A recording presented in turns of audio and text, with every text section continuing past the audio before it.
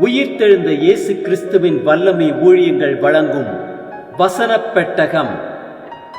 இயேசுவே கர்த்தர். இயேசுவையே தேவன் ஆண்டவரும் கிறிஸ்துவுமாக்கினார். இயேசுவே ராஜாதி ராஜா, கர்த்தாதி கர்த்தா. கிறிஸ்துவே மரித்தோர் மேலும் ஜீவனுள்ளோர் மேலும் ஆண்டவர்.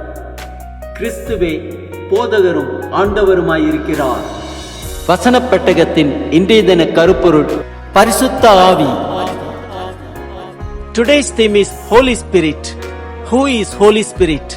Holy Spirit is the divine force, quality and influence of God over the universe or over his creatures. What the Bible says, Holy Spirit is God's continued presence on earth and the third person of the Holy Trinity. Holy Spirit enables Christian life by dwelling in the individual believers and enables them to live a righteous and faithful life. Existence of Holy Spirit. Holy Spirit was active together with Father and Son at the creation of the world. Other names of Holy Spirit: Helper, Counselor, Comforter, Encourager, Advocate. Characteristics of Holy Spirit. Holy Spirit is a person. Holy Spirit is God. Holy Spirit is a part of the Trinity. Holy Spirit communicates with us. Holy Spirit speaks to us, loves us, and dwells in us. Holy Spirit helps us to recall things we have learned about God. Holy Spirit gives us wisdom and empowers chosen leaders of God's people. Holy Spirit teaches us how to pray and helps us not to sin. Holy Spirit directs our steps through all the complicated paths of life and keeps us from sin. Holy Spirit convicts the world concerning sin and righteousness and judgment. Holy Spirit reveals the thoughts of God to us and what is yet to come. Holy Spirit helps us in our weakness. Holy Spirit intercedes for us through wordless groans. Holy Spirit sanctifies us and enables us to bear good fruit in our lives. Holy Spirit gives spiritual gift through which we are able to proclaim the power of Jesus to the world.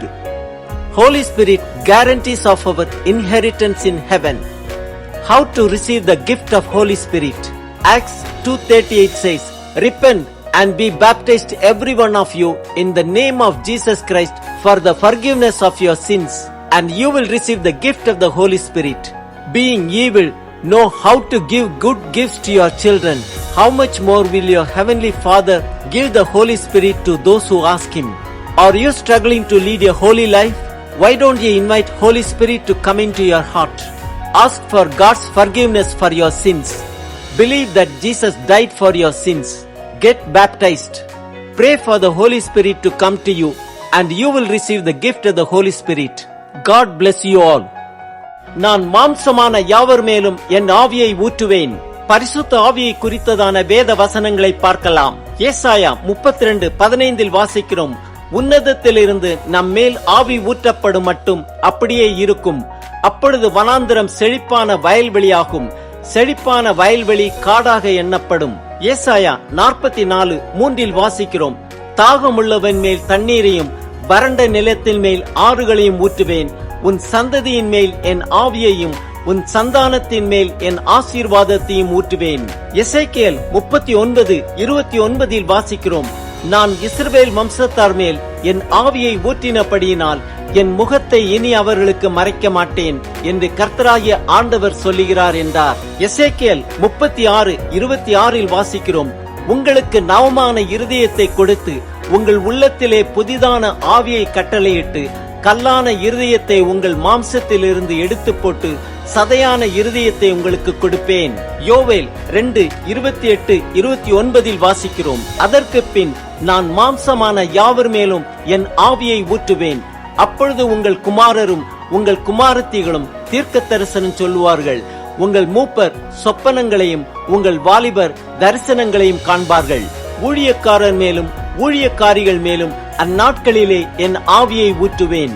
சகரியா 12:10 வாசிக்கிறோம், "நான் தாவீது குடும்பத்தாரின் மேலும் எருசலேம் குடிகளின் மேலும் கிருபையின் ஆவியையும் விண்ணப்பங்களின் ஆவியையும் ஊற்றுவேன். மத்தேயு 3:11 வாசிக்கிறோம், மனம் திரும்புதலுக்கென்று நான் ஜலத்தினால் உங்களுக்கு ஞானஸ்நானம் கொடுக்கிறேன். எனக்கு பின் வருகிறவரோ என்னிலும் வல்லவராயிருக்கிறார். அவருடைய பாதரட்சைகளை சுமக்கிறதற்கு நான் பாத்திரன் அல்ல. அவர் பரிசுத்த ஆவியினாலும் அக்கினியினாலும் உங்களுக்கு ஞானஸ்நானம் கொடுப்பார். மத்தேயு 3:16-17 வாசிக்கிறோம், இயேசு ஞானஸ்நானம் பெற்று ஜலத்திலிருந்து கரையேறின உடனே இதோ வானம் அவருக்கு திறக்கப்பட்டது. தேவ ஆவி புறாவை போல இறங்கி தம்மேல் வருகிறதை கண்டார். அன்றியும் வானத்திலிருந்து ஒரு சத்தம் உண்டாகி, இவர் என்னுடைய நேசகுமாரன், இவரில் பிரியமாயிருக்கிறேன் என்று உரைத்தது. மத்தேயு 28:19-20 வாசிக்கிறோம், ஆகையால் நீங்கள் புறப்பட்டு போய் சகல ஜாதிகளையும் சீஷராக்கி பிதா குமாரன் பரிசுத்த ஆவியின் நாமத்திலே அவர்களுக்கு ஞானஸ்நானம் கொடுத்து, நான் உங்களுக்கு கட்டளையிட்ட யாவையும் அவர்கள் கைக்கொள்ளும்படி அவர்களுக்கு உபதேசம் பண்ணுங்கள். இதோ உலகத்தின் முடிவு பரியந்தம் சகல நாட்களிலும் நான் உங்களுடனே கூட இருக்கிறேன் என்றார். ஆமேன். மார்க்கு 13:11 வாசிக்கிறோம், அவர்கள் உங்களை கொண்டு போய் ஒப்புக் கொடுக்கும் போது நீங்கள் என்ன பேசுவோம் என்று முன்னதாக கவலைப்படாமலும் சிந்தியாமலும் இருங்கள். அந்த நாளிகையிலே உங்களுக்கு எது அருள் செய்யப்படுமோ அதையே பேசுங்கள். ஏனெனில் பேசுகிறவர்கள் நீங்கள் அல்ல, பரிசுத்த ஆவியே பேசுகிறவர். லூக்கா 4:18-19 வாசிக்கிறோம், கர்த்தருடைய ஆவியானவர் என் மேல் இருக்கிறார். தரித்திரருக்கு சுவிசேஷத்தை பிரசங்கிக்கும்படி என்னை அபிஷேகம் பண்ணினார். இருதயம் நறுங்குண்டவர்களை குணமாக்கவும், சிறைப்பட்டவர்களுக்கு விடுதலையையும், குருடருக்கு பார்வையையும் பிரசித்தப்படுத்தவும், நொறுங்குண்டவர்களை விடுதலையாக்கவும், கர்த்தருடைய அனுகிரக வருஷத்தை பிரசித்தப்படுத்தவும் என்னை அனுப்பினார். லூக்கா 11:13 வாசிக்கிறோம், பொல்லாதவர்களாகிய நீங்கள் உங்கள் பிள்ளைகளுக்கு நல்ல ஈவுகளை கொடுக்க அறிந்திருக்கும் போது பரமபிதாவானவர் தம்மிடத்தில் வேண்டிக் கொள்ளுகிறவர்களுக்கு பரிசுத்த ஆவியை கொடுப்பது அதிக நிச்சயமல்லவா என்றார். ஆம், மாம்சமான யாவர் மேலும் என் ஆவியை ஊற்றுவேன் என்று வாக்களித்த நம் தேவன் வாக்கு மாறாதவர். பரிசுத்த ஆவியை பெற்றுக்கொண்டு சகல ஜாதிகளையும் சீஷராக்கி பிதா குமாரன் பரிசுத்த ஆவியின் நாமத்திலே அவர்களுக்கு ஞானஸ்நானம் கொடுத்து கர்த்தர் கட்டளையிட்ட யாவையும் அவர்கள் கைக்கொள்ளும்படி அவர்களுக்கு உபதேசம் பண்ணுவோம்.